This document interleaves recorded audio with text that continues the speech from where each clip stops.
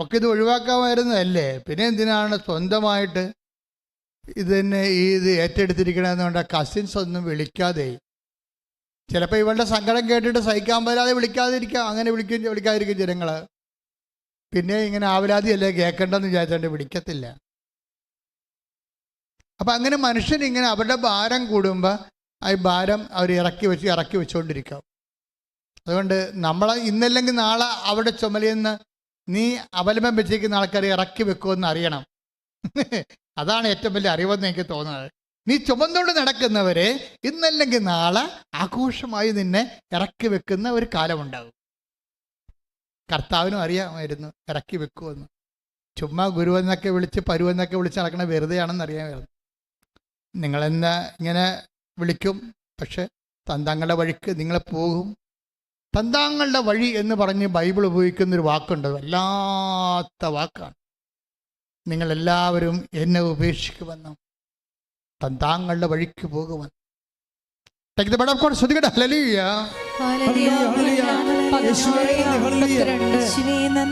യോഹന്നാൻ 16:32. എന്നാൽ നിങ്ങൾ ഓരോരുത്തരും താങ്കളുടെ വഴിക്ക് ചിതറിക്കപ്പെടുകയും എന്നെ ഏകനായി വിട്ടുപോവുകയും ചെയ്യുന്ന സമയം വരുന്നു. അല്ലാതെ വന്നു കഴിഞ്ഞു. എങ്കിലും ഞാൻ ഏകനല്ല. കാരണം പിതാവ് എന്നോട് കൂടെയുണ്ട്. ഇതൊരു ഭയങ്കര മിസ്റ്റേക്കൺ ആയിട്ടുള്ള ഒരു പ്രസ്താവനയാണ് ശരിക്കും പറഞ്ഞാൽ. അതായത് ഈശോയുടെ ഉപരി മനുഷ്യത്വത്തിലെ ഒരു മങ്ങിയ കാഴ്ച പോലെ ഈശോ കണ്ട ഒരു കാര്യമാണ്. എല്ലാവരും ഈശോനെ അങ്ങ് വിട്ടിട്ട് പോകുന്നു, തന്താങ്ങളുടെ വഴി. അപ്പോൾ ഓരോരുത്തർക്കും, നീ ചുമന്നുകൊണ്ട് നടക്കുന്ന എല്ലാവർക്കും അവരുടേതായിട്ടുള്ള തന്താങ്ങളുടെ ഒരു വഴിയുണ്ടെന്ന് വിചാരിച്ചോ. ആ വഴി വ്യക്തമായിട്ട് തെളിഞ്ഞ് എപ്പോൾ വരുന്നു, അപ്പം അവർ നിന്നെ ഉപേക്ഷിച്ചിരിക്കും. അതാണ് തന്താങ്ങളുടെ വഴി. ഇപ്പം കൂടെ കൂട്ടിക്കുന്ന ആൾക്കാർക്ക് അവരുടെ തന്താങ്ങളുടെ വഴി തെളിയാത്ത കൊണ്ടാണ് അവർ നിന്നെ ചുറ്റിപ്പറ്റി നടക്കണത്. അതാണ് ഈശോ പറഞ്ഞത്. നിങ്ങൾ 16:32 നിസ്സാര വചനമല്ല. നിങ്ങൾ ആരിലാണ് ആശ്രയം വെച്ചിട്ട് നോക്കണം. അതായത് ഈവൻ ഈശോ അല്ലാതെ ഇത് ഇത്രയും വെട്ടിമുറിച്ച് ആരും പറഞ്ഞിട്ടില്ല. എന്നെക്കാൾ ഉപരി ഭർത്താവിനെ സ്നേഹിക്കുന്നവൻ ഐ ഡോണ്ട് വാണ്ട്, എനിക്ക് വേണ്ടെന്നാ പറഞ്ഞത്. Take the bed of God. ശ്രദ്ധിക്കട്ടെ. ഹല്ലേലൂയ.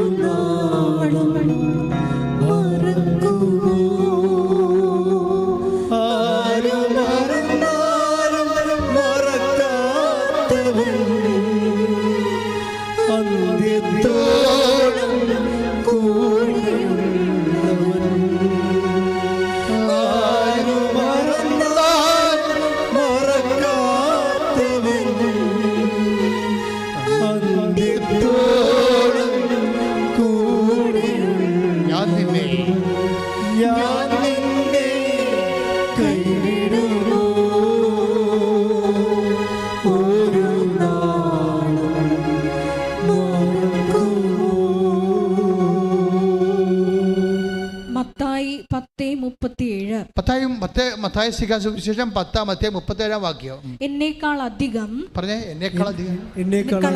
പിതാവിനെയോ മാതാവിനെയോ സ്നേഹിക്കുന്നവൻ എനിക്ക് യോഗ്യനല്ല. എന്നേക്കാൾ അധികം പുത്രനെയോ പുത്രിയെയോ സ്നേഹിക്കുന്നവനും എനിക്ക് യോഗ്യനല്ല.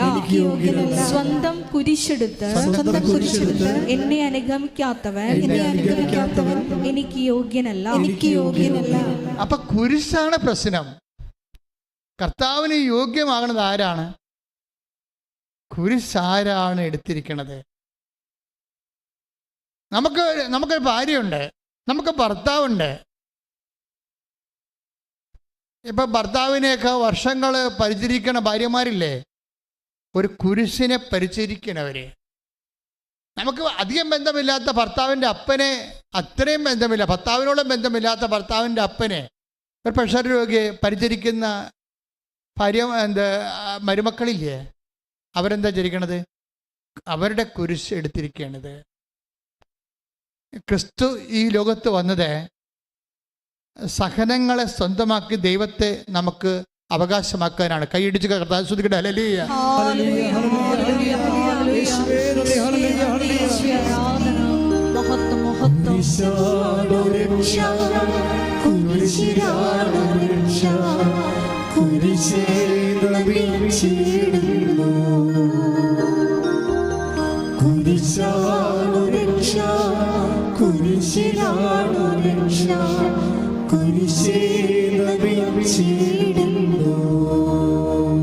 പരിശുദ്ധ പരമ ദിവ്യകാരുണ്യത്തിന്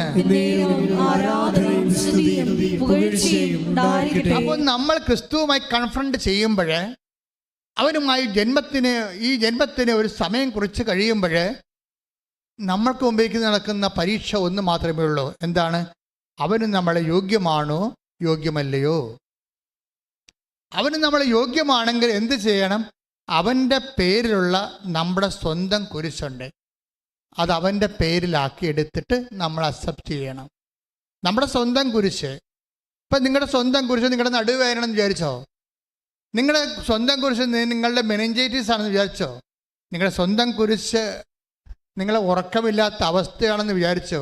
അത് മാറ്റിത്തരണമെന്ന് പറഞ്ഞുകൊണ്ട് പിച്ചുമ്പയും പറഞ്ഞുകൊണ്ട് രാത്രി മുഴുവൻ അങ്ങോട്ടും ഇങ്ങോട്ടും നടന്ന് എന്തുമാത്രം മനുഷ്യർ നേരം വെളുപ്പിക്കുന്ന. പക്ഷെ ഒരു നിമിഷം നിങ്ങൾ പറയണം, കർത്താവ് ഇതെൻ്റെ കുരിശാണ്, ഇതിപ്പോൾ ഞാൻ നിൻ്റെ പേരിലേക്ക് പ്രമാണം ചെയ്ത് തരുന്നു, ഇത് നിൻ്റെ കുരിശാണ്, ഞാൻ നിൻ്റെ പേരിൽ ഇത് ഞാൻ എൻ്റെ സ്വന്തമായിട്ട് ഞാൻ ചുമക്കുന്നു എന്ന് പറഞ്ഞാൽ you are bearing Jesus, you are Christ pack. നിങ്ങൾ കർത്താവിനെ വഹിക്കുന്നവരാവും. കൈയിടിച്ച് കർത്താവ്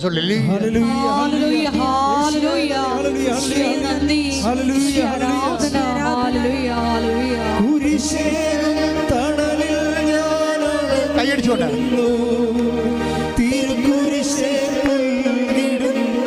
പാടുക സന്തോഷത്തോടെ. ഒരുമിച്ച്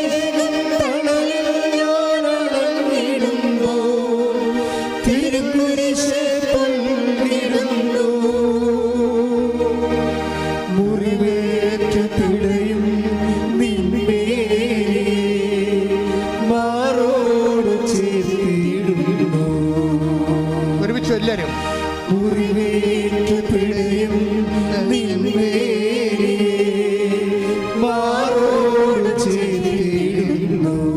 കുരിശാണ് രക്ഷ, കുരിശാണ് രക്ഷ, കുരിശിലാണ് രക്ഷ,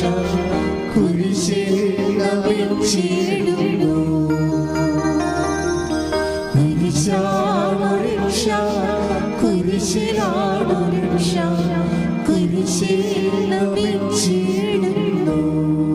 പരിശുദ്ധ പരമ ദിവ്യകാരുണ്യത്തിന്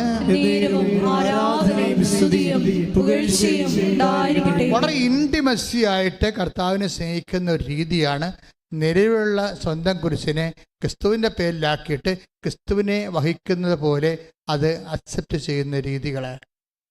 ഇവരാണ് ആര്? എനിക്ക് യോഗ്യൻ എന്ന് പറയണത്. കർത്താവ് എനിക്ക് യോഗ്യനുള്ളവരും യോഗ്യതയുള്ളവരും യോഗ്യതയില്ലാത്തവരെയും തമ്മിൽ ഈശോ തിരിക്കുന്നുണ്ട്. എന്നെ പ്രതി കുരിശിനെ ക്ലേശങ്ങളെ ഏറ്റെടുക്കുന്നവൻ എനിക്ക് യോഗ്യനെന്ന് പറയുമ്പോൾ ക്രിസ്തുവിനെ അത്ര കണ്ട് സ്നേഹിക്കുന്നവർക്ക് മാത്രമേ നമുക്കറിയാമല്ലോ ക്രിസ്തുവിനെ പ്രതി എടുക്കാൻ പറ്റത്തുള്ളൂ. ഒരു പ്രാവശ്യമെങ്കിലും ദൈവത്തെ ഏറ്റെടുക്കണ ഒരു സമയം നിനക്ക് തന്നാൽ നീ അത് നഷ്ടം സഹിച്ച് ഏറ്റെടുത്തിട്ട് കർത്താവിൻ്റെ യോഗ്യതാ ലിസ്റ്റിൽ നീ പ്രവേശിക്കണം. ഭയങ്കര പാടാണ്. It is not easy that we think. നമ്മൾ പറയും ക്രിസ്ത്യൻസ് ആണല്ലോ, അല്ലെങ്കിൽ ഞങ്ങൾ കൃപാസനത്തിൽ വന്ന്, നോൺ ക്രിസ്ത്യൻസ് ആണെങ്കിലും കൃപാസനത്തിൽ വന്ന് വചനം കേൾക്കുന്നവരാണല്ലോ എന്നൊക്കെ പറഞ്ഞാലും it is not that easy to be a member of the inner core. കർത്താവിൻ്റെ യോഗ്യതാ ലിസ്റ്റ് പ്രവേശിക്കുക എന്ന് വെച്ച് കഴിഞ്ഞാൽ ഈ ഡിസോൺ ചെയ്യുന്ന എല്ലാവരും കൈയൊഴിയുന്ന സമയത്ത് ആരാണ് നമ്മളെ സഹായിക്കുന്നത്? അങ്ങനെ എല്ലാ കസിൻസും കൈയൊഴിയുന്ന സമയത്ത് ഈ സൗമ്യയ്ക്ക് ഒരു മെൻറ്ററെ കിട്ടും. അവളുടെ പേരാണ് ദീപ, ദിവ്യ. എന്തെങ്കിലും വിഷയമുണ്ടെങ്കിൽ ദിവ്യയെ വിളിക്കും. സൗമ്യ ഇപ്പം എന്താ, ഭർത്താവും പറഞ്ഞ് അബോർഷൻ ചെയ്യാൻ, കസിൻസും ആരുമില്ല, താനുമുണ്ട്, തൻ്റെ വയറ്റിൽ കിടന്ന കുഞ്ഞുമുണ്ട്, അതിൻ്റെ ചങ്കിലേക്ക് കുടൽ കയറിയിരിക്കണം, അത് ചാകാൻ പോകണം, ചിലപ്പോൾ താനും ചാകും. തനിക്ക് കുഞ്ഞിനെ കളയാൻ ഇഷ്ടവുമില്ല. കർത്താവിൻ്റെ നാമത്തിൽ കുഞ്ഞിനെ അവൾ ഏറ്റെടുത്തിരിക്കുകയാണ്. കർത്താവിൻ്റെ നാമത്തിൽ കർത്താവ് കൊണ്ട് അവളും ഉണ്ട്. അവൾ വിചാരിക്കണ കർത്താവിനെ കാണാനുമില്ല, വിശ്വാസമാണ് മാത്രമേ ഉള്ളവരുടെ. എൻ്റെ കർത്താവ് എൻ്റെ കൂടെയുണ്ടെന്നുള്ള വിശ്വാസം. അപ്പോൾ അവളെ ദിവ്യയെ വിളിക്കും. ദിവ്യ, ഇതാണ് എൻ്റെ അവസ്ഥ എന്ന് പറയും. അപ്പോൾ ദിവ്യ ഉടനെ പറയും, ഉടനെ ഒരു സാക്ഷി വിട്ടുകൊടുക്കും. അതാണ് മെൻറ്റർ എന്ന് പറയണത്. നീ കുഞ്ഞിനെ കളയരുത്, കുഞ്ഞൊന്നും സംഭവിക്കത്തില്ല. അങ്ങനെ ആ സമയത്ത് പറയണമെങ്കിലേ നമ്മുടെ കസിൻസ് ഈ ദിവ്യയും ഈ സൗമ്യവുമായിട്ട് യാതൊരുവിധ ബന്ധമില്ല, രക്തബന്ധമില്ല. രക്തബന്ധമല്ല ഒരു ബന്ധമെന്ന് പറഞ്ഞാൽ ക്രിസ്തു ബന്ധമാണ്. ക്രിസ്തുവിന് നമ്മളോടും അവരോടും എന്ത് ബന്ധമുണ്ട്, അതാണ് ശാശ്വത ബന്ധം എന്ന് പറയുന്നത്. മറ്റൊക്കെ തൽക്കാലം പന്തലിടാനും പെട്ടി വെക്കാനും കഴുകാനും സോക്സ് നമ്മുടെ കയ്യിലിടാനും കുരിശ് പിടിപ്പിക്കാനും വേണ്ടി, പിന്നെ നമ്മുടെ മുഖത്ത് ചത്ത് കഴിയുമ്പോൾ നമ്മുടെ മുഖത്ത് ഈച്ച വരുമ്പോൾ തല്ലി ഓടിച്ചിട്ട് അവിടെ എന്ന് പറഞ്ഞ് നിൽക്കാൻ വേണ്ടി, അതെന്നെ ഒരു കലാപരിപാടിക്ക് വേണ്ടിയുള്ള ആൾക്കാരാണ്. ഇതൊക്കെ വെറുതെയാണ്. 2 ആഴ്ച കഴിയുമ്പോൾ അവരെ കാണാൻ പറ്റും. ഇപ്പം നമ്മൾ നിലയം വിളിച്ചുകൊണ്ട് ചോപ്പിട്ട് നിൽക്കുന്ന ആൾക്കാർ 2 ആഴ്ച കഴിയുമ്പോൾ കാണാൻ പറ്റും. അവർ മിക്കവാറും അടുത്ത കുഴിയാഴ്ചക്ക് വേണ്ടി അവർ വല്ല ബ്യൂട്ടി പാർലറുമായിരിക്കും മിക്കവാറും. ഞാൻ എത്ര ശവം കണ്ടതാണ്, എത്ര ശവങ്ങളുടെ ബന്ധുക്കളെ കണ്ടതാണ്. നമ്മൾക്ക് ഇപ്പം ഇന്നലെ മോങ്ങിക്കൊണ്ട് തേങ്ങിക്കൊണ്ട് നിൽക്കുന്ന ആൾക്കാർ നമ്മുടെ കുഴിയാഴ്ചക്ക് 10 ബന്ധുക്കൾ വരുമ്പോൾ അവിടെ പന്നി ഇറച്ചിയും പശു ഇറച്ചിയും ഒക്കെ വിളമ്പണ സമയത്ത് വലിയ പോഷായിട്ടുള്ള ആൾക്കാർ വന്ന്, എത്ര കാറ് വന്ന്, അതിൻ്റെ ബ്രാൻഡ് എന്താണെന്ന് നോക്കത്തുള്ളൂ. ചത്തവൻ ചത്തുപോയി, ബ്രാൻഡിൻ്റെ എണ്ണിയിട്ട് തൻ്റെ സ്റ്റാറ്റസിൻ്റെ സിമ്പിൾ എണ്ണിയിട്ട് കോളർ വരിക്കാൻ വേണ്ടി നിൽക്കുകയാണ്. അവിടെ മുമ്പിൽ അഭ്യാസം കാണിക്കാൻ വേണ്ടി ബ്യൂട്ടി പാർലറിൽ പോകും. വയലറ്റ് സാരിയെങ്കിൽ വയലറ്റ് സാരി, അതിന് പറ്റിയ മസ്കാരായി, അതിന് പറ്റിയ ലിപ്സ്റ്റിക്കൊക്കെ ഇട്ടുകൊണ്ട് അവരെ വേഷം കിട്ടി അങ്ങോട്ട് വരും. വീഡിയോ ഉള്ളവൻ്റെ മുമ്പ് തിരിഞ്ഞ് നിൽക്കും അവർ. അത് ശവപ്പെട്ടിയുടെ അടുത്ത് പോയി തിരിഞ്ഞിക്കണം കാണാൻ ശരിക്കും പറ്റുമോ? മനുഷ്യൻ ഇത്രയേ ഉള്ളൂ. നീ തലയെ കൊണ്ട് നടക്കുന്നവരെ നാളെ നിന്നെ ഇറക്കി വെക്കും, അല്ലെങ്കിൽ നിനക്ക് ഇറക്കി വെക്കേണ്ടി വരും. കർത്താവ് ഒരിക്കലും നിനക്ക് ഇറക്കി വേണ്ടിക്കേണ്ടി വരാത്ത നിന്റെ ബന്ധമാണ് ശാശ്വത ബന്ധം. കൈയടിച്ച് കർത്താവ്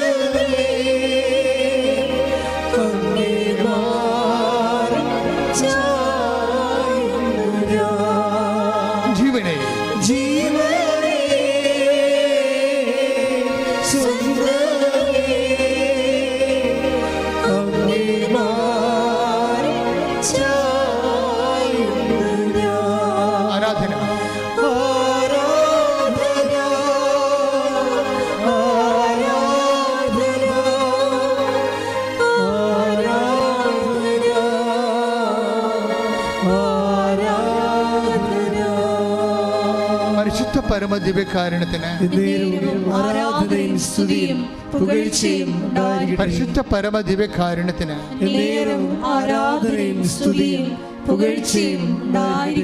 അപ്പൊ ദിവ്യ എന്ത് ചെയ്ത് ദിവ്യ പറഞ്ഞ് ഈ കുഞ്ഞ് ഒന്നും സംഭവിക്കത്തില്ല, നീ കൃപാസനം മാതാവിന് കുഞ്ഞിനെ സമർപ്പിക്കണം, എന്നിട്ട് പോയി ഉടമ്പടി എടുക്കാൻ പറഞ്ഞ്. അപ്പോൾ ഈ രണ്ടുപേരും മുടന്തിയവരാണ്. 3 പിഞ്ചു കുഞ്ഞുങ്ങളും ഉണ്ട് അവർക്ക്. ഈ 3 പിഞ്ചു കുഞ്ഞുങ്ങളെയും കൊണ്ട് ഈ മുടന്തനായ ഭർത്താവും മുടന്തനായ ഭാര്യയും ഗർഭിണിയായി വയറും വലിച്ചുകൊണ്ട് ഉടമ്പടി എടുക്കാൻ വരും. പക്ഷെ അവർ മുകളിൽ കയറും, പക്ഷെ ഉടമ്പടി അവർക്ക് എടുക്കാൻ പറ്റത്തില്ല. അവർക്ക് ഇരിക്കാൻ പറ്റണില്ല. അവർക്ക് ഇരിക്കാൻ പറ്റണില്ല. അവർക്ക് ഇരിക്കാൻ പറ്റാതെ പകുതി ഉടമ്പടി ക്ലാസ് ആകുമ്പോൾ അവർ ഇറങ്ങി കഷ്ടപ്പെട്ട് വേദനിച്ച് അവർ ഇറങ്ങിപ്പോരും. ഇറങ്ങി നേർച്ച വസ്തുക്കളൊക്കെ മേടിച്ചുകൊണ്ട് പോകും. ബാക്കിയുള്ള ഉടമ്പടി അല്ലാത്ത നേർച്ച വസ്തുക്കൾ കിട്ടത്തില്ലേ, അതൊക്കെ വാങ്ങിച്ചുകൊണ്ട് പോകും. എന്നിട്ട് പിന്നീട് അവരെ ആ നേർച്ച വസ്തുക്കളൊക്കെ ഉപയോഗിച്ചും പ്രാർത്ഥിച്ചുമൊക്കെ ഈ ദിവ്യയുടെ കൂടെ, അതൊരു മെൻറ്റർഷിപ്പല്ലേ ഉള്ളത്, അവിടെ കൂടെ ഇവളുടെ ഡെസ്റ്റിനേഷനിലേക്ക് അവൾ പോവുകയാണ്. അവൾ അവസാനം ആശുപത്രി പോകും, ഓപ്പറേഷൻ നടത്തും. ആ സമയത്തെല്ലാം കുഞ്ഞിൻ്റെ വയറ്റിലെ ആരുടെങ്കിലും വാങ്ങിച്ച് തൈലം പൂശും, പ്രാർത്ഥിക്കും, ഉപ്പ് ഭക്ഷണത്തിൽ അവൾ കഴിക്കും, കൃപാസനം മാതാവിൻ്റെ കാശുരൂപം സൂക്ഷിക്കും. അപ്പോൾ മാതാവിൻ്റെ സാന്നിധ്യം എന്ന് മാത്രമായിട്ട് ഈ കുഞ്ഞിനെ 28 ദിവസം ഇവൾ കാണത്തില്ല. പക്ഷേ കുഞ്ഞ് പ്രസവിച്ച് കഴിയുമ്പോൾ അല്ലെങ്കിൽ ഓപ്പറേറ്റ് ചെയ്ത് കഴിയുമ്പോൾ അമ്മ ഈ പറഞ്ഞ പോലെ തന്നെ കുഞ്ഞിൻ്റെ ചങ്കിലോട്ട് കയറിയിരുന്ന കുടലിനെ താഴേക്ക് ഇറക്കിയിട്ട് നോർമൽ ബോഡിയാക്കി കളയും. അപ്പം അത് കർത്താവ് കൂടെ ഉണ്ടാകും. അതാ കർത്താവിന് വേണ്ടി ഒരു കാര്യം വിശ്വാസം പ്രഖ്യാപിച്ചു കഴിഞ്ഞാൽ എല്ലാവരും ഇട്ടച്ചും പോയാലും കർത്താവ് ഇട്ടച്ചും പോകത്തില്ല, അത് കർത്താവ് ചെയ്യും. പക്ഷെ ചെയ്യുമെങ്കിലും ചെറിയ ഒരു ബ്ലീഡിങ് വരും ഉള്ളിൻ്റെ ഉള്ളിൽ. അതായത് അകത്തെ വാൽവിൽ ഒരു ചേഞ്ചിങ് വന്നിട്ട് ചെറിയ ഒരു ബ്ലീഡിങ് വരും. അതായത് അത് 28 ദിവസം ഇങ്ങനെ അവർ വെന്റിലേറ്ററല്ല ICUവിൽ കിടക്കും. അപ്പോൾ 28 ദിവസം കുഞ്ഞിനെ കാണാൻ പറ്റത്തില്ല അവർക്ക്. അപ്പോൾ 28 ദിവസം ട്രീറ്റ്മെൻറ്റിൽ കിടക്കുമ്പോൾ കാശുരൂപം മാത്രം കുഞ്ഞിൻ്റെ തൊട്ടിൽ വെച്ച് കൊടുക്കും. മാതാവിൻ്റെ അമ്മയോട് പറയും, അമ്മേ എനിക്ക് കുഞ്ഞിനെ കാണാൻ പറ്റത്തില്ല, പക്ഷെ അമ്മയ്ക്ക് കുഞ്ഞിനെ കാണാൻ പറ്റും. അമ്മ ഈ കുഞ്ഞിനെ സുഖപ്പെടുത്തി എനിക്ക് 4ാമത്തെ കുഞ്ഞായിട്ട് തിരിച്ചു തരണമെന്ന് പറയും.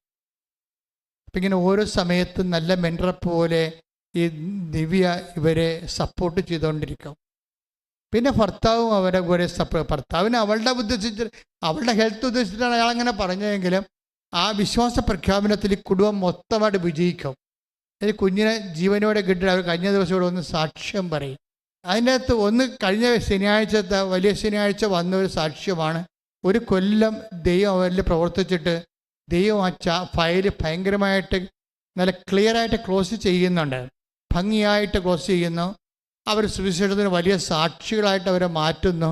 പക്ഷെ അവിടെ വരണത് ഇക്കാലങ്ങളിൽ നമ്മൾ കണ്ടിരിക്കുന്നത് ഈ വീണു പോകുന്ന ആൾക്കാരെ ദൈവത്തിൻ്റെ നാമത്തിൽ വിശ്വാസത്തിൽ ഉറപ്പിച്ച് നിർത്തുന്ന, അതിനാണ് മെൻറ്റർ എന്ന് പറയണത്. ഉടമ്പടിയിലെ പ്രഖ്യാപിതമായ ദൈവദൗത്യമാണ് മെൻറ്ററിങ് എന്ന് പറയുന്നത്, മരിയൻ മെൻറ്റർ. അതായത് ക്രിസ്തുവിലെ ഒരാളെ താങ്ങി നിർത്തുക, വിശ്വാസ വീഴ്ചകളിൽ വീണു പോകാതെ നിലനിർത്തുക, ക്രിസ്തുവിനെ അറിയിക്കുക, അറിഞ്ഞവരെ ആഴപ്പെടുത്തുക. ഇങ്ങനെയുള്ള ഒരു വലിയ നടപടിക്രമമാണ് എന്നെ ഇവിടെ എത്തിച്ചത്. മാതാവ് പ്രത്യക്ഷപ്പെടുന്ന രീതിയിലും ഉടമ്പടി പ്രാർത്ഥന നൽകുന്ന രീതിയിലും അതിൽ 10,000 സാക്ഷ്യം വഹിച്ചുകൊണ്ട് ദൈവത്തെ കൈമാറ്റി മാറുന്ന രീതിയിലേക്ക് ഉയർത്തിയതിൻ്റെ പേരിൽ ഈ മെൻറ്ററിങ് ആവുള്ളത്. എന്താ, ഞാൻ എൻ്റെ കുഞ്ഞുനാളിൽ 6ാം ക്ലാസ്സിൽ പഠിക്കുമ്പോൾ ഞങ്ങളുടെ ഒക്കേഷൻ പ്രൊമോട്ടറായിട്ട് ദേവിളിയുടെ പ്രൊമോട്ടർ അവിടെ വരും. അങ്ങേരെന്ന് പറഞ്ഞ വാക്ക് ബോർഡിൽ എഴുതിയിട്ട് ഞാൻ ഇപ്പോൾ ഓർക്കുന്നുണ്ട്, നിങ്ങൾ ലോകം മുഴുവനും പോടാം, എല്ലാ സൃഷ്ടികളോടും സുവിശേഷം പ്രസംഗിക്കണം. അപ്പം ഞാൻ ഫ്രണ്ട് ബെഞ്ചിൽ ഇരിക്കുകയാണ്. ഞാൻ എല്ലാ കാലങ്ങളിലും ഫ്രണ്ട് ബെഞ്ച്, ചെറിയ പൊക്കമായ ഇല്ല, ആരോഗ്യമില്ലാത്ത കൊണ്ട് എപ്പോഴും നമ്മൾ ഫ്രണ്ടിലെയാണ് ഇരിക്കണത്. ബാക്കിൽ പോയാൽ പിള്ളേർ തള്ളി തന്നെ മാറ്റും അവിടെ നിന്ന്. അവിടെ ഞാൻ പിന്നെ മുമ്പിൽ തന്നെ വന്നിരിക്കും എല്ലാ കാലങ്ങളിലും. അപ്പോഴേ അവിടെ ഞാൻ ആദ്യം കണ്ട വാക്കാണ് നിങ്ങൾ. അന്ന് എനിക്ക് വചനമൊന്നും അറിയാൻ പാടില്ല. അന്ന് വചനം മലയാളത്തിലാക്കിയിട്ടുമില്ല. ഏവങ്കേലിയം എന്ന് പറഞ്ഞ് ബൈബിളിൽ എന്ത് പള്ളിയിലൊരു പുസ്തകമുണ്ട്, അത് നമുക്കൊന്നും വായിക്കാൻ കിട്ടത്തില്ല. അപ്പോഴേ ആ ഒരു കാലമായിരുന്നു 66 മറ്റേ കാലം. അപ്പം നിങ്ങൾ ലോകം മുഴുവനും പോവുക, എല്ലാ സൃഷ്ടികളോടും സുവിശേഷം പ്രസംഗിക്കുക. അപ്പോൾ എൻ്റെ മനസ്സിൽ വന്നതാണ് ഇങ്ങനെ കർത്താവിനെ എല്ലാവരെയും അറിയിക്കണമെന്ന്. അത് എനിക്കറിഞ്ഞിട്ട് ഞാൻ എൻ്റെ മനസ്സിൽ തന്നതല്ല, ദൈവം മനഃപൂർവ്വം ഇടിച്ചു കുത്തി എൻ്റെ മനസ്സിലോട്ട് ഇറക്കി തന്നതാ. ഇതാണ് നിൻ്റെ വഴി, നീ ഇതിലേ പോകാൻ പറഞ്ഞത്. പിന്നെ ഞാൻ 10ാം ക്ലാസ്സിലെത്തിയപ്പോൾ യേശുദാസൻ വന്ന് IMS മരിച്ചുപോയി. ഇപ്പോൾ അദ്ദേഹം വന്ന് ബോർഡ് എഴുതിയ വാക്കാണ് വിളവ് അധികം വേലക്കാരോ ചുരുക്കം. വിളവിൻ്റെ വയലിലേക്ക് വേലക്കാരെ വിളിക്കാനും പ്രാർത്ഥിക്കണം, അപ്പോഴും കർത്താവിൻ്റെ വേലക്കാരനാകണം എന്നുള്ള ചിന്ത. അത് ഞാൻ മൈനസ്സമാരി ചേർന്നിട്ട് എൻ്റെ പഴയ നോട്ട് പുസ്തകങ്ങളുടെ ബാക്കി 10ാം ക്ലാസ്സിൽ പഠിച്ച് എഴുതി മാറ്റിയതിൻ്റെ ബാക്കി എല്ലാ നോട്ട് പുസ്തകത്തിൻ്റെ ബാക്കിൽ 5-8 പേജ് എഴുതാത്തതുണ്ടാവും. അപ്പോൾ ഞാൻ വീട്ടിൽ നിന്ന് അതെല്ലാം കുത്തിക്കെട്ടിയെടുത്ത് ഓണത്തിന് പോയപ്പോൾ ആ പഴയ നോട്ട് ബുക്കിലെ പേജുകളെല്ലാം കുത്തിയെടുത്ത് ബ്ലേഡ് കൊണ്ട് മുറിച്ചെടുത്തിട്ട് അതിന് തന്നെത്താൻ ഒരു ബൈൻഡൊക്കെ ഒപ്പിച്ച് ഒരു നോട്ട് ഡയറി പോലെ ഞാൻ സൂക്ഷിക്കുമായിരുന്നു. അപ്പം അതിൻ്റെ അകത്ത് ആദ്യം പേജ് എഴുതിയിരിക്കണ ഇതാണ്: ലോകം മുഴുവനും പോവുക, എല്ലാ സൃഷ്ടികളോടും സുവിശേഷം പ്രസംഗിക്കുക. അന്ന് പ്രേക്ഷിത വിഷൻ സൺഡേക്ക് ലേഖനം എഴുതിയതും ഞാൻ ഈ പ്രേക്ഷിത പ്രവർത്തനത്തെക്കുറിച്ചാണ്. പ്രേക്ഷിത പ്രവർത്തനത്തിന് വേണ്ടി നമ്മൾ ആ പ്രേക്ഷിത പ്രവർത്തനമാണ് ഇന്ന് ഉടമ്പടിയിലൂടെ ദൈവം നിങ്ങളെക്കൊണ്ട് ചെയ്യിക്കുന്നത്. ക്രിസ്തുവിനെ അറിയാത്തവരെ അറിയിക്കുക, അറിഞ്ഞവരെ ആഴപ്പെടുത്തുക. അത് ദൈവം ആദ്യം നമുക്ക് തന്നതാ. വിശ്വാസത്തിൽ ആടി നിൽക്കുന്നവരെ ഉറപ്പിക്കുക, വിശ്വാസമില്ലാത്തവർക്ക് വിശ്വാസം കൊടുക്കുക. ദിവ്യ അതാണ് ചെയ്തത്. അവരുടെ പാദങ്ങളെക്കുറിച്ചാണ് പറയണത്. മലമുകളിൽ അത് സുന്ദരമാണെന്ന്. ആ മലമുകളെന്ന് പറഞ്ഞാൽ ജെറുസലേം മലമുകളാ. ജെറുസലേം മലമുകളെന്ന് പറഞ്ഞാൽ സ്വർഗീയ മലമുകളാ.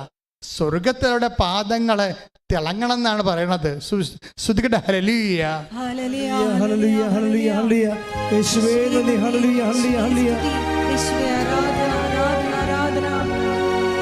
ഉന്നതൻ നീ, അത്യുന്നതൻ നീ, നിന്നെ പോലൊരു ദൈവമില്ല. ഉന്നതൻ നീ, അത്യുന്നതൻ നീ, നിന്നെ പോലൊരു ദൈവമില്ല. അത്ഭുതമാ, അതിശയമാ, നീ മാത്രമേ ദൈവമെന്നും. അത്ഭുതമാ, അതിശയമാ, നീ മാത്രമേ ദൈവമെന്നും. എല്ലാവരും എഴുന്നേൽക്കുക, എല്ലാവരും എഴുന്നേൽക്കുക. രോഗസൗഖ്യ പ്രാർത്ഥനയ്ക്ക് പ്രവേശിക്കുക. കൈകൾ വിടർത്തി വെക്കുക. അറിയാവുന്ന വിശ്വപ്രമാണം ചെയ്യുക. അല്ലാത്തവരെ യേശുവെ സ്വസ്ത്രം, യേശുവെ നന്ദി എന്നും സ്തുതിക്കുക. അച്ഛൻ നിങ്ങളുടെ കൈകളിലെ കർത്താവിൻ്റെ തിരുരക്തത്താൽ അഭിഷിക്തരാകാൻ വേണ്ടി പ്രാർത്ഥിക്കുന്ന സമയമാണ്. സ്തുതികട്ടെ ഹല്ലേലൂയ, ഹല്ലേലൂയ, ഹല്ലേലൂയ, ഹല്ലേലൂയ. യേശുവേ നന്ദി, യേശുവേ നല്ലവനായ ഈശ്വരൻ്റെ ഉന്നതമായ നാമത്തിന് സ്വസ്ഥം ചെയ്യുന്ന കർത്താവേ, കർത്താവേ നിൻ്റെ വിശുദ്ധമായ രക്തം കർത്താവേ അങ്ങയുടെ കൈകളിലേക്ക് തളിക്കണമെന്ന് പ്രാർത്ഥിക്കുന്ന കർത്താവേ. കർത്താവ് ഈ കൈകൾ അവരുടെ ശരീരത്തിൽ വെച്ച് പ്രാർത്ഥിക്കുമ്പോൾ അവരാരെക്കുറിച്ച് ഓർക്കുന്നു അവർക്ക് വേണ്ടി കൂടി കർത്താവെ ദൈവിക ശക്തിയുടെയും സൗഖ്യത്തിൻ്റെ ഉപകരണമായി കൈകളെ മാറ്റണമെന്ന് പ്രാർത്ഥിക്കുന്നു.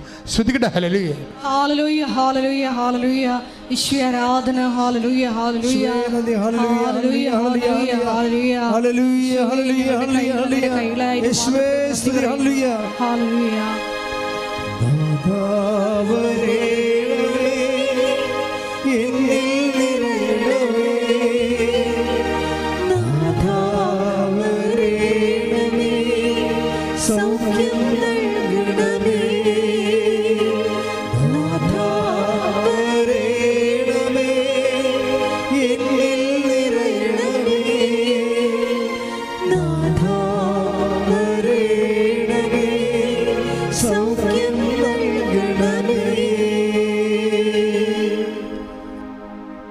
പ്രിയപ്പെട്ടവരെ, 2 കൈകളാണ് നെഞ്ചിൽ വെച്ചുകൊണ്ട്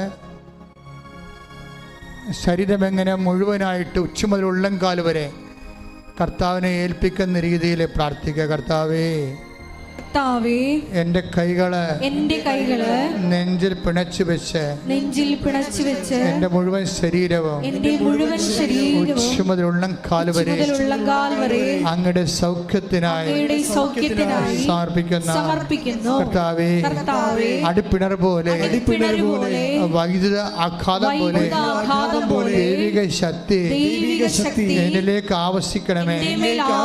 കർത്താവിന്റെ ശക്തി എന്റെ തലച്ചോറിലും ചെവികളിലും കേൾവിയുടെ കഴിവുകളിലും കാഴ്ചയുടെ കഴിവുകളിലും തൊണ്ടയിലും സംസാര ശേഷിയിലും എല്ലാ വൈകല്യങ്ങളെയും അങ്ങ് ഏറ്റെടുക്കണമേ. ശ്വാസകോശങ്ങളെ അങ്ങ് സ്പർശിക്കണമേ. ആന്തരിക അവയവങ്ങളെ അങ്ങ് സ്പർശിക്കണമേ. കരളിനെ അങ്ങ് സ്പർശിക്കണമേ. ഹൃദയത്തെ അങ്ങ് സ്പർശിക്കണമേ. ഉദരത്തെ അങ്ങ് സ്പർശിക്കണമേ. കുടലിനെ അങ്ങ് സ്പർശിക്കണമേ. കർത്താവേ, എല്ലാ വൃക്കകളെയും അങ്ങ് സ്പർശിക്കണമേ. പ്ലീഹായെ അങ്ങ് സ്പർശിക്കണമേ. അസ്ഥികളെ, കോശങ്ങളെ, ഗർഭാശയത്തെ ആമാശയത്തെ അങ്ങ് സ്പർശിക്കണമേ. അസ്ഥികളെ, അസ്ഥിപ്രദേശങ്ങളെ അങ്ങ് സ്പർശിക്കണമേ.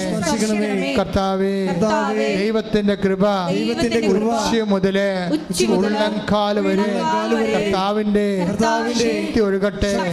അസ്ഥിബന്ധങ്ങളിലെ, സന്ധിബന്ധങ്ങളിലെ, മാംസപേശികളിലെ, രക്തഞരമ്പുകളിലെ കർത്താവിന്റെ ശക്തി ഒഴുകട്ടെ. മാരക രോഗങ്ങള്, തീരാവേദികള് യേശുവിന്റെ നാമത്തിലെ ഈ നിമിഷം മാറിപ്പോകട്ടെ. ശ്രദ്ധിക്കട്ടെ.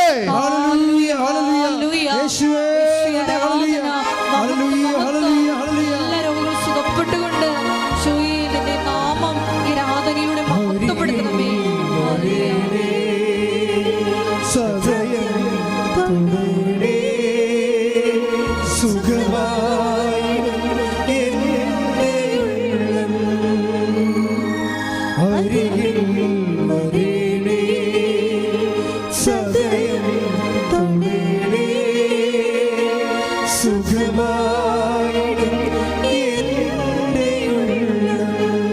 പരിശുദ്ധ പരമദിവ്യകാരുണ്യത്തിന് ആരാധനയും സ്തുതിയും പുകഴ്ചയും ഉണ്ടായിരിക്കട്ടെ. പരിശുദ്ധ പരമദിവ്യകാരുണ്യത്തിന് ആരാധനയും സ്തുതിയും പുകഴ്ചയും ഉണ്ടായിരിക്കട്ടെ. മക്കളെ, ജോലിയില്ലാത്തവര്, വീടില്ലാത്തവര്, വിദേശ ജോലിക്ക് വേണ്ടി പരിശ്രമിക്കുന്നവര്, നാട്ടിലെ ജോലിക്ക് വേണ്ടി പരിശ്രമിക്കുന്നവര്, സാമ്പത്തിക ബാധ്യതയുള്ളവര്, കടമുള്ളവര്, സ്ഥലം വിറ്റുമാറാവുള്ളവര്, അങ്ങനെ പല പല വിഷയങ്ങളിൽ, മക്കളില്ലാത്തവർ, വിവാഹ ബന്ധം തകർന്നു പോകുന്നവർ, വിവാഹം നടക്കാത്തവർ, എല്ലാവർക്കും വേണ്ടി പ്രാർത്ഥിക്കുന്ന സമയമാണ്. അതിശക്തമായി സ്തുതിക്കട്ടെ. ഹല്ലേലൂയ. കർത്താവിന്റെ ഉന്നതമായ നാമത്തിന് സ്വന്തം ചെയ്യുന്ന കർത്താവിൻ്റെ വിശുദ്ധ പൗരോഹിത്യം മഹത്വപ്പെടുന്ന കർത്താവ് സഭയിലുള്ള സാന്നിധ്യം പ്രകടമാക്കണ കർത്താവ്. മക്കൾ ഇല്ലാത്തവർ, വിവാഹം നടക്കാത്തവർ, വീടില്ലാത്തവർ, സ്ഥലമില്ലാത്തവർ, വഴിയില്ലാത്തവർ, കർത്താവ് ജോലിയില്ലാത്തവർ, കർത്താവ് കേസ് അകപ്പെട്ടു പോയവർ, ജയിലകപ്പെട്ടു പോയവർ, സാമ്പത്തിക ബാധ്യതകളെ വിഷമിക്കുന്നവർ, കർത്താവ് വിദ്യാഭ്യാസത്തിൽ കർത്താവ് തകർന്നവർ, പരീക്ഷ കഴിഞ്ഞിട്ട് റിസൾട്ട് പ്രതീക്ഷിക്കുന്നവർ, കർത്താവ് വിസ ലഭിക്കാത്തവർ, PR ലഭിക്കാത്തവർ, പലതരങ്ങൾ വിദേശ രാജ്യങ്ങളിൽ പ്രോസസ്സിംഗ് ഇരിക്കുന്നവർ, യേശു ക്രിസ്തുവിൻ്റെ ഉന്നതമായ നാമത്തിൽ സഭയുടെ അധികാരത്തിൽ കുരിശിൻ്റെ അടയാളം ജീവിതത്തിൻ്റെ ദുരിതങ്ങൾ, ജീവിതത്തിൻ്റെ തടസ്സങ്ങൾ യേശുനാമത്തിൽ മാറിപ്പോകട്ടെ. ശ്രുതികട്ടെ. തടസ്സങ്ങൾ മാറിക്കൊണ്ട് ആരാധനയിലൂടെ നാമത്തെ വീണ്ടും വീണ്ടും മഹത്വപ്പെടുത്തണമേ.